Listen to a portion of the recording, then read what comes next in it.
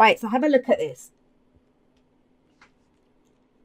We have, actually, I'm going to have a look because this was from the bottom of the deck, right? The underlying energy comes from there. So what are we walking away from? Like whenever the Eight of Cups comes up, I'm going to have a look in a moment. But whenever the Eight of Cups comes up, we are leaving something behind, right? We're done with it. It doesn't hurt anymore. It doesn't have any kind of emotional. We're just done.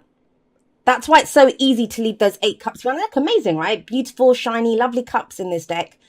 And this person's like, yeah, no, I want my 9 cups. I want my heart's desire. Now, think about it. It's taken this person a lot of time and energy to collect all of these 8 cups. So it could be something that you've invested a lot of time in. Your work, your relationships, whatever it is. Now, this doesn't actually physically mean walking away. Doesn't physically mean walking away. It's cups. We're emotionally done. But for some people, when we're emotionally done with the situation, that can lead to us physically walking. But at its core, the message of this card is, I don't want to feel this way anymore. I want to feel more. I want my heart's desire. I deserve more. Beautiful energy. That's why I love that so much. I always see the 8 of Cups as a card of progress. Because even if you're leaving something behind, emotionally, whatever, right? You are moving towards something else. And that's why I actually did want to have a look at, yeah, look, 8 of Wands. We have another 8 coming up underneath the 8 of Cups. And that's just it. This could be you're walking away to go find some more information, to go communicate, to look at different opportunities. But whatever you've had, has been available to you in the past, you don't want that. You're done with that. And that's actually very fertile ground in which to sow new seeds and to create newness. And why am I saying that? Because we have the Empress there in the middle. But I just want to I'll come back to her in just a moment. I want to pop over to the 2 of Swords here. Because if we're leaving something behind, it serves us to look at what's been going on. What led to this emotion of I'm done and whatever. You've been trying to make 2 truths work. That's what it is. This is that it's indecisive, yes. But why? Why is this person not making a decision? Because that's what it represents. Each one of those is a sort of truth. She's trying to make 2 truths work and they don't work. They don't work. And that's the whole point of the 2 of Swords is we're trying to keep the status quo. We're trying to keep things stable, but your arms get tired. I don't care how much you lift. That is exhausting. Trying to hold 2 swords there, trying to make 2 truths work. This can be inner conflict. This can be a situation where there's 2 different parties or 2 different people and their truths clash. And it could be that someone's been compromising their truth or been trying to maintain the situation but the 2 truths don't work. Ultimately, with the 2 of Swords, one of those swords has to get put down and one truth prevails, right? But what I love about your spread is whatever this truth is, whatever that decision is that needs to be, it's getting made from this very emotional place. Very emotional place. I don't want to feel like that anymore. I don't want to feel like that anymore. And it's not kind of like a woe is me, my life sucks, or, any of that. It's like, right, done with this. And I'm assuming you figured out what your truth is. It's very much, I kind of get the sense that whatever this was, because think about it. The 2 of Swords, after this is the 3 of Swords. So that's when we heal from that pain. We look at the stories, the triggers, whatever has upset us. That's the heartache, the pain that comes from having made that decision. And the implication here is that you've been through that because there is no more pain. I just don't want to feel like this anymore. I'm just done. That's why the focus is on the new. What you're trying to grow, what you're trying to create. The Empress, she's the mother in the tarot. She's actually called the mother in some tarot decks. But she's very much about creating something new. Giving birth to something new. Now, what the Empress realizes is that, and I point this out always, especially if we look at the kind of metaphor that she represents of the mother. The mother understands that it takes time to conceive a baby, to then be pregnant, right? Nurture and grow that baby and then give birth. And once we give birth to it, it requires even more nurturing and caring, right? That's the Empress. She invests her time into creating whatever it is. She understands that the projects that she gives birth to, whatever she's trying to create, and she is a card of abundance. It requires nurturing and nothing just happens, right? And I always say that. So this is looking towards new. There's, what am I trying to grow? And, that seems like a very obvious thing to say. There's a lot of us that don't put any emphasis on the new year starting, but a lot of people do, right?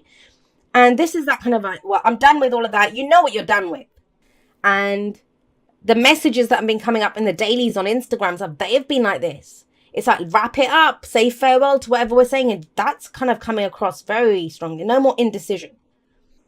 And this might not have been your choice. Sometimes our hands are tied. Well, she can't see clearly here. You might not have had all the facts. You might not have had all the information that you needed.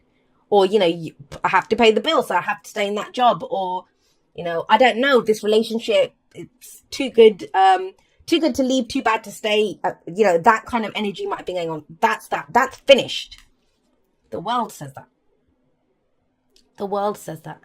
So a lot of the energy here is wrapping up kind of energy, right? With the Eight of Cups and the World. But this is a victory card. And I think a lot of people forget that with the World card. It's a victory card. She's actually doing a victory dance here. And it's very interesting because if you look at her, it didn't come up in your spread, but if you look at it that way, it's very similar to the Hanged Man, right? The Hanged Man was nothing was shifting, nothing was changing. Because a change of perspective was needed. We need to let go of seeing something in a different way. A change of philosophy. What do I believe? Whatever changed with that, now we're here. That change in your perspective, the way that you see things now, understanding what you're worth, understanding that I deserve to have my heart's desire. The new projects, whatever it is that you're looking to give birth to, abundance in all forms. That's the Empress. Whether it's emotional abundance, financial abundance, whatever it is. This is a card of, I always see it as she's very attractive. But by attractive, I don't just mean by the way she looks. I mean, she's able to attract to herself whatever she wants. So with the World coming up here, yeah, you feel that. You feel that. And I think a lot of people have. I will talk about this. I'm going to be doing a live outro, so I will talk about it in that. But it does. But I think for the first time in very many years, this actually does feel like something is ending. Go forward. And this is a weekly reading, but it kind of sets us up, right? It kind of sets us up. This is where we are very forward focused and we're looking at what we're looking to create in the year to come. We can sometimes think that, a lot of people have a lot of shit to say about 2018. And I get it. It was a difficult year for a lot of people, but it taught you a lot. The World says that. And in fact, it's what gave you, after having gone through all of that, that's what's left you with this. You've done that. Whatever you worked on, great, did it, got to 8 of Cups. Now it's time for the 9 of Cups, right? That's the implication here. Now, what do we do? Once this ends, once we realize that, we've been in this transitional phase, we're ready to step forward. How do you step forward? You step forward as the Page of Wands. As the Page of Wands. So what are we looking at here? It's not the Page of Cups, which is going to ask you to look at how you feel. It's not the Page of Swords, which is about, what information do you have to work with. It's not even the Page of Pentacles, which is, what am I trying to start? What physically can I do? What contracts do I need to sign? Where am I moving? What am I doing? What am I beginning? It's the Page of Wands. Get in touch with that inner muse. This is, and it's, sitting underneath the Empress. This is very much inspiration I'm getting here. I always see the Page of Wands as the muse. What gets us excited? It could, think about it. It could be the first stirrings of passion that we have for someone, right? We go to explore that. Ooh, why is it so exciting to see this person? Or, you're going through some app store or something. I'm thinking, well, there's not an app for this. That first idea. That's what this is. And it gets you excited. When that first bit of excitement and enthusiasm hits, that's the Page of Wands. Now, what direction do you take that? Because trust me, you guys are equipped with the knowledge of where you don't want to take it. And that is actually a very good, that's a gift in and of itself, to know where you're not taking it. You know what you've completed. You know where you've been. You're sick of the indecision. I'd be very surprised, Capricorns, if you weren't just like, okay, I'm going to go do this. And with this kind of energy, well, some of you may not, but you're being encouraged to take it in whatever direction. This card implies that you have the knowledge of that previous cycle. This says, as long as you're willing to take the time to build this, to grow this, you can give birth to something great and new now, and you have the inspiration here to do it. So what stops you? What's the advice? The advice is the Magician. So you have 2 master manifestors coming up here. But manifestation is not we click our fingers and it happens. Manifestation is not I stare in the mirror and say an affirmation and it happens, right? It's that vision.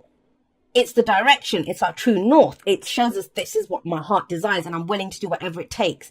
The Magician is here to say, okay, you do have the knowledge. Very much so have the knowledge, right? World tells you that. You have all the tools in front of you, like he does. And those are actually the aces, if you think about it. He has the Ace of Cups, the Ace of Swords, the Ace of Pentacles, and which one am I missing? The Ace of Wands. So those are all the new beginnings. He has the potential to begin all these new cycles. Does he have the confidence to do it? Now, you do. It's coming up as advice, and it's telling you you have everything that you need to go forward and to make this magic happen, because you are the alchemist. You're the magician. You're the one that channels the energy, directs, focuses your energy where it needs to go. But why would you be reminded about the confidence? Because where would the lack of confidence come from? That's how we read the spread, right? It would come from the Two of Swords. So whatever this was, I don't know if this was a decision that you regret that you made in the past, a decision that you were forced to make, or a decision that you did not make in the past. But the key thing here is it's in the past. Things are different now. Even that served you. Even whatever you did there, whether you regret the decision, made the decisions, it was someone else's, right? It's a general reading. It can go both ways. None of that. It's all gone. And the magician is actually step one. It's number one in the major arcana. This is the true beginning. So we have an ending here. So if you look at the progression here, that would be the ending, number 21, right? 0 is the Fool, but we don't have the Fool here. We have the Page of Wands and very similar energy. What gets you excited? What new experience do you want? What new direction can you go in? And it's the page. Pages are the very beginning. So it's okay if you're not sure about this. It's okay if it's something completely new. If people are going to say, well, Capricorn, that's not like you. Yeah, because it's not like me. Because the old me is done with all of this. I'm trying to create something new from a new inspiration. Beautiful. I love your reading, Capricorn. And I kind of feel this will hold true for a lot of people that are not even Capricorn. We all have Capricorn somewhere in our chart, right? Slow down. When you are excited, you get ahead of yourself. Take some time to allow things to unfold. That might be the biggest challenge here. Because when that inspiration hits, it's like, ooh, let's go. I want to do it. But it's the page. And when we start off with the page, and especially have a look. So we had that 8 of Wands that was at the beginning, right? That's very much about this too. If you think, have I got this upside down? No, I haven't. Thought I had it upside down. But yeah, that's very quick energy as well. But this is, it's Saturn's energy. It's slow energy. It's transitional. Say your bid farewell to that last cycle. And I know a lot of you will think, I've been doing it for years, Jay. I've been stuck in this for years. But you're waiting for some inspiration to hit. I mean, there's going to be that surge of energy. 8 of Wands says that, to go and create something, anything. But what is it that you truly want to create? What is this? What are your actual tools in front of you? What knowledge do you have? This is your toolkit. This is where we stop and think, okay, what's in my toolkit? What do I have to work with here? And there's still something about this. Whatever this decision was, that's it. It doesn't feel, it's like a shadow. That's how it's coming up. It's a shadow. But everything else is green lights. It's green lights. So just make sure that, you know, you could go bigger. Like, that's the whole point of this. That's why I get that. That's why we pause for a moment. To fully acknowledge what we've been through. To fully acknowledge, well, hang on a second. I went through that. I survived that, or whatever it was for a lot of people. Completed it, learned my lessons, got what I needed to from those experiences. But I'm not going to be held back by the same stuff. I want you to think of it this way. You know that like a movie like Groundhog Day or something like that, you know, if we're going through the same thing again and again. And I used this example recently actually for someone, but even if the same thing happens every day, you know, the same car comes around the corner, the same person says hello to you, same breakfast gets served to you, whatever it is, it's not the same day because you've changed. You retain all your memories. You know what happened the day before. You're starting to know how it works. So it's not the same day in that sense. And that's what this is. There's a message coming through for that. And that feels like what the pause is. When you understand that. You might go into the same job this week. You might talk to the same person. You might love the same person. You might want that same hobby. You might still have that dream. But you are not the same. You are not the same.